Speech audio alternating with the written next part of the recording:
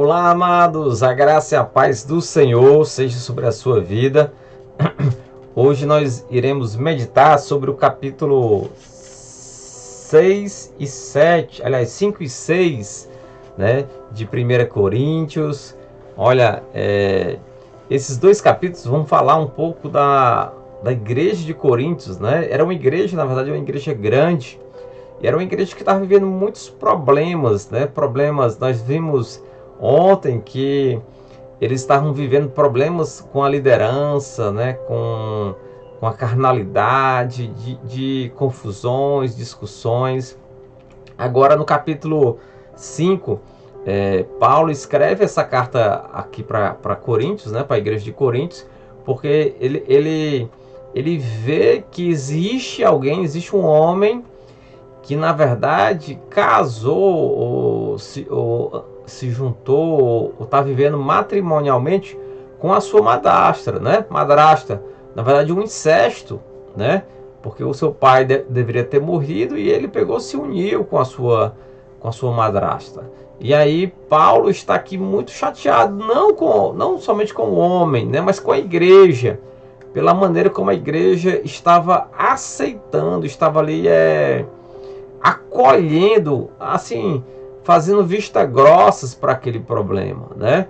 Aquele problema ali de moralidade de que estava acontecendo na igreja. E Paulo ele começa aqui no versículo 2, assim: contudo andais vós ensoberbecidos, não chegastes a lamentar, para que fosse tirado do vosso meio quem tamanho traje praticou. Eu, na verdade, ainda que ausente em pessoa, mas presente em espírito, já sentenciei como se estivesse presente que o autor de tal infâmia seja, em nome do Senhor Jesus, reunidos vós, o meu espírito, com o poder de Jesus nosso Senhor, entregue a Satanás para a destruição da carne, a fim de que o espírito seja salvo no dia do Senhor. Não é boa, né, a vossa jactância, não sabeis que um pouco de fermento leveda toda a massa, né, a massa toda. Então, Paulo está pedindo para a igreja que tirar essa pessoa, né, até porque ele vai falar aqui mais na frente, no versículo 11 diz: mas agora vos escrevo que não os associeis com alguém que, dizendo irmão, foi impuro, avarento, idólatra ou maldizente, ou beberrão, ou roubador, com esse tal, nem ainda com mais. Olha, não que a gente não possa falar com essas pessoas, né?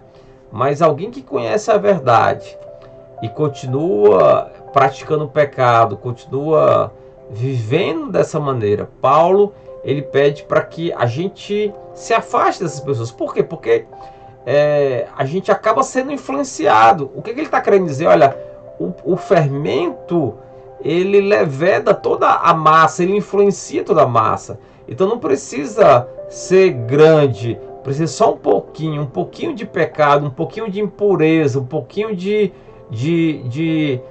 do pecado vai influenciar, vai nos afastar, vai quebrar as nossas convicções, vai quebrar a nossa pureza, né? Então imagine uma água pura, um copo com água pura. Então você bota lá um pouquinho de sujeira, olha, toda aquela água fica impura.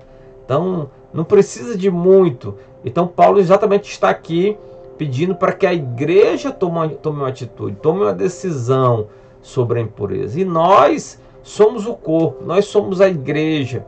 Nós precisamos buscar a pureza, nós precisamos buscar uma vida santa diante do Senhor.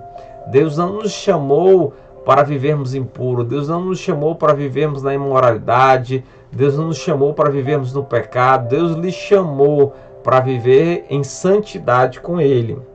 No capítulo 6, né, um outro problema, né, que havia aqui na igreja de Coríntios, que era litígio, né? Isso aqui era briga entre irmãos. Então um irmão fez um negócio, teve uma discussão com o outro, e aquele irmão procurou a justiça: eu vou processar aquele irmão, eu vou colocar ele na justiça. E olha o que Paulo fala aqui, né? No versículo 2: ou não sabeis que os santos hão de julgar o mundo? Ora, se o mundo deverá ser julgado por vós, sois acaso indignos de julgar as coisas mínimas? Não sabeis que é a vez de julgar os próprios anjos, quanto mais as coisas dessa vida, né? E aí, Paulo fica indignado com isso também, fica chateado de um irmão processar o outro e de um injusto, de um incrédulo, ser o juiz daquela decisão, ser o juiz de dois irmãos. Olha, Paulo ele chega até a dizer assim, olha, isso não era para estar havendo entre vocês, vocês eram para resolver, não precisaria nem de juiz, né? Se estava tendo injustiça, então tem um problema aí, vocês não eram para estar vivendo a injustiça um com o outro, né? Então Paulo está chamando eles a esse momento aí de reflexão. No versículo 12, Paulo ele fala aqui aos Coríntios, olha, todas as coisas me são lícitas, mas nem todas convêm. Todas as coisas me são lícitas, mas eu não me deixarei dominar por nenhuma delas, né? E no versículo 16 ele diz, ou não sabeis que o homem que se une à prostituta forma um só corpo com ela, porque como se diz, serão os dois uma só carne. Mas aquele que se une ao Senhor é espírito com ele. Fugir da impureza. Qualquer outro pecado que uma pessoa cometer é fora do corpo, mas aquele que pratica a imoralidade peca contra o próprio corpo, né? Então, olha bem, Jesus ele morreu por você, Jesus ele morreu por nós, ele derramou para que a gente fosse o corpo dele, fôssemos santos dele. Então, quando há uma unidade, há uma impureza, há um relacionamento ilícito fora do casamento, isso traz sequelas para o corpo, para o seu corpo, para a sua vida, porque você está se unindo a uma outra pessoa, você está vivendo, está relacionando, está se colando com aquela pessoa. Então você se torna um com aquela pessoa.